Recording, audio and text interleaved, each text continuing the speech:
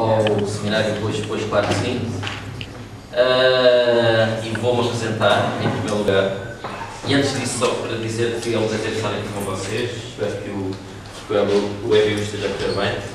É o segundo dia, não é? Bem, primeiro, vocês chegaram ontem à noite. Não, vocês chegaram? Não, foi ontem à noite. Ok, ontem à tarde.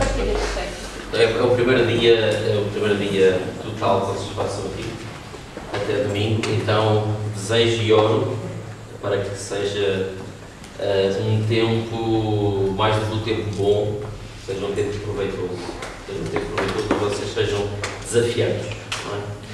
Ora, vou-me apresentar. Chamo Manuel Rainho. Fui estudante, como vocês, na Faculdade de Letras da Universidade de Lisboa, estudei Filosofia.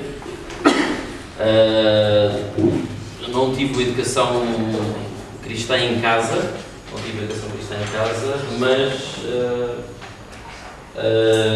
mas conheci o Evangelho desde que tenho a realidade, levado pela minha avó à igreja.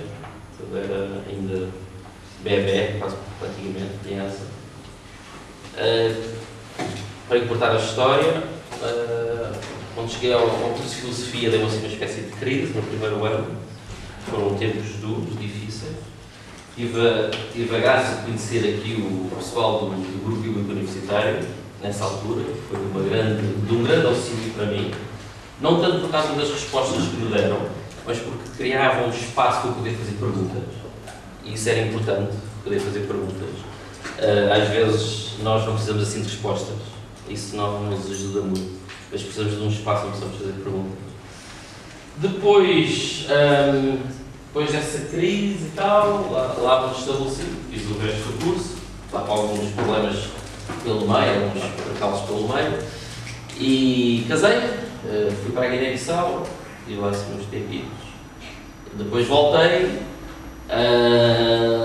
comecei a dar aulas no Seminário Batista, que ainda estou a dar, e também comecei a trabalhar como assessor do Grupo Bíblico Universitário, em Coimbra e depois em Lisboa. Porquê é que eu estou a apresentar-me também desta forma? Por uma razão. Quer dizer que, apesar de não vos conhecer bem a vocês, alguns de vocês eu conheço, estava à espera de encontrar mais gente desconhecida, mas ainda conheço para aí assim, um quarto do pessoal que está aqui. Mas há muitos, a maior parte já não conheço. Mas quer dizer que eu conheci bem a geração que veio antes de vocês. Okay? E claro, conheci a minha geração.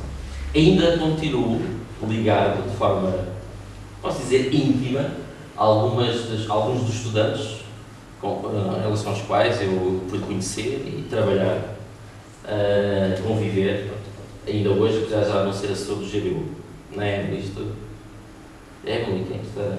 Pois, exato, e vamos ver se estava aqui. Isto depois já não dá para estar mais. Quero dizer que, para além de conhecer o pessoal da minha geração, conheci o pessoal da geração seguinte e vou conhecendo alguns da vossa geração.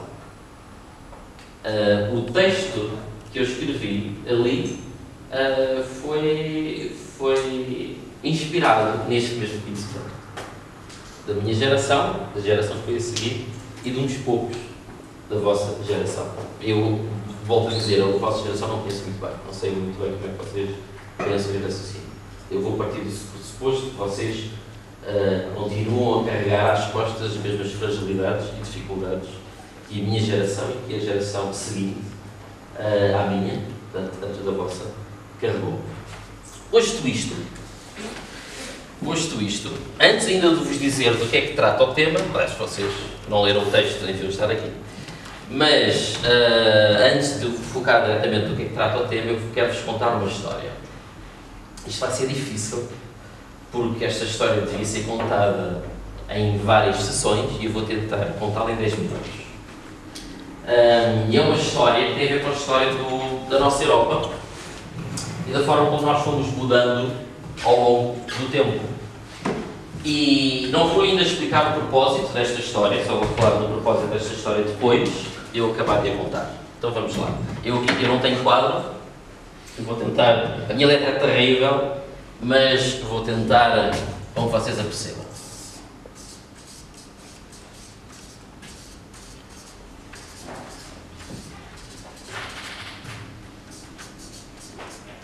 Então, era uma vez uma Europa que se cristianizou e que viveu durante 1000 anos debaixo de um paradigma cristão hegemónico, onde a crença em Deus não era colocada em causa de modo algum e onde essa crença em Deus era entendida apenas segundo o paradigma cristão. Houve ali umas caramuças problemáticas com uma outra forma de ver as coisas, o mundo islâmico, que entrou por ali adentro pela Península Ibérica durante algum momento e depois entrou pelo lado oriental, aquilo que foi outrora Constantinopla. E durante este período, antes até da queda de Constantinopla, foi que nós consideramos a Idade Média. E neste período a fé cristã floresceu. Se nós gostamos ou não da forma como aquela floresceu, isto agora é irrelevante, mas o que é certo é que ela floresceu e essa era a forma como as pessoas pensavam na Europa. Até que dá-se a Reforma Protestante, no meados do século XVI, não é? E essa Reforma Protestante criou uma clivagem dentro da Europa.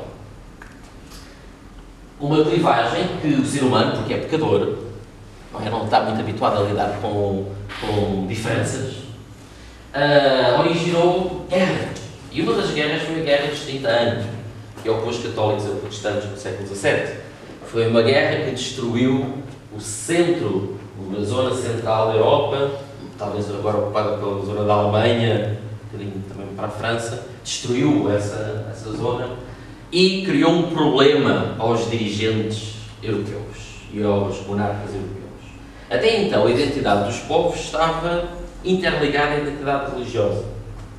Depois da Guerra dos 30 Anos, tudo mudou, porque os monarcas tiveram de lidar com um povo onde as suas regiões estavam divididas por pessoas que tinham interpretações diferentes da Bíblia.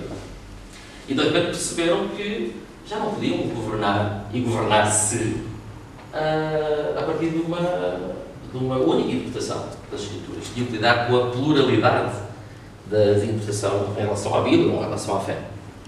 Claro que eu estou a resumir a história, só estou a focar neste aspecto, mas há muito mais aspectos para focar, mas ainda tenho que focar alguns. Então, alguns por mera questão prática, outros porque começaram mesmo a desconfiar então que a fé cristã não deveria ser a base da construção das sociedades.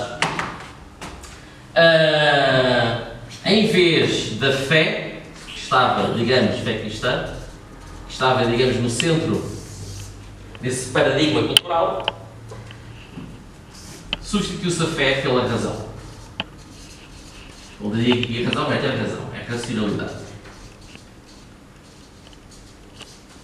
Aqui é um O. Razão. No meio daquela incerteza de qual vai ser agora o centro neutro que permite governar todas as pessoas, a Europa escolheu a racionalidade como esse centro. Mais ou menos ali a partir também do século XVII, século XVIII. A partir destas datas, século XVII, século XVIII, surge entre os intelectuais da altura, que praticamente quase podiam ser considerados os fazedores de opinião, não é como agora os fazedores de opinião conseguem fazê-lo para daí a uma semana ou um mês ou um ano, daquele tempo demorava às vezes séculos, mas infelizmente o que eles escreviam, o que eles diziam, tinha consequências. Às vezes essas consequências não eram vistas imediatamente, eram vistas de um século. E estes fazedores de opinião começaram a olhar para Deus, não de uma forma como a fé cristã olhava, mas da forma que tem um nome chamado deísmo, praticamente a olhar para Deus como um Deus religioso. E isto começou a provocar uma grande mudança na forma como se olhava para o mundo, para Deus e para nós próprios. Que diferenças é que há entre a fé cristã e o judaísmo que se espalhou pela Europa? Basicamente, eu posso explicar aqui um esquema dizendo o seguinte. Quando a fé cristã está no centro, agora vou fazer aqui uma nota.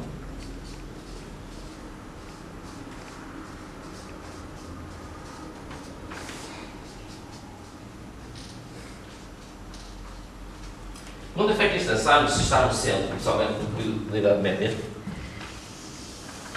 as pessoas viviam em dois mundos.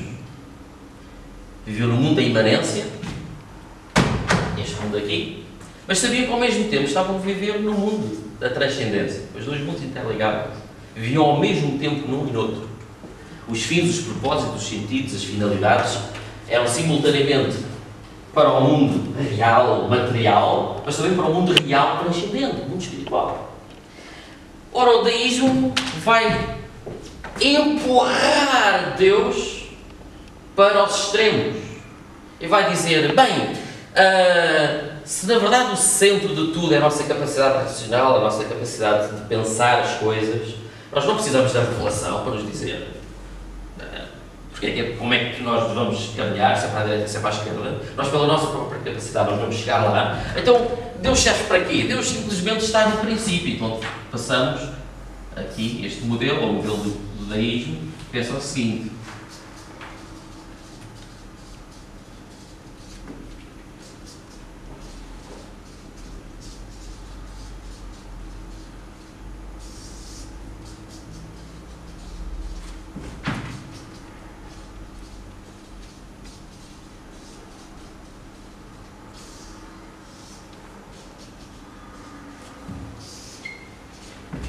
Este é o modelo que começou a ser pensado na Europa e impregnado pelos tais fazedores da opinião. Deus é empurrado para o início, foi Ele que criou o mundo, portanto é fundamental, é importante para o início, e vai lá estar no fim para nos julgar. Mas o resto da vida, Ele não intervém, Ele não tem nada a ver. Ele não faz milagres, nem precisa, porque Ele já nos deu a capacidade racional para saber como nos devemos comportar. E já nos deu a capacidade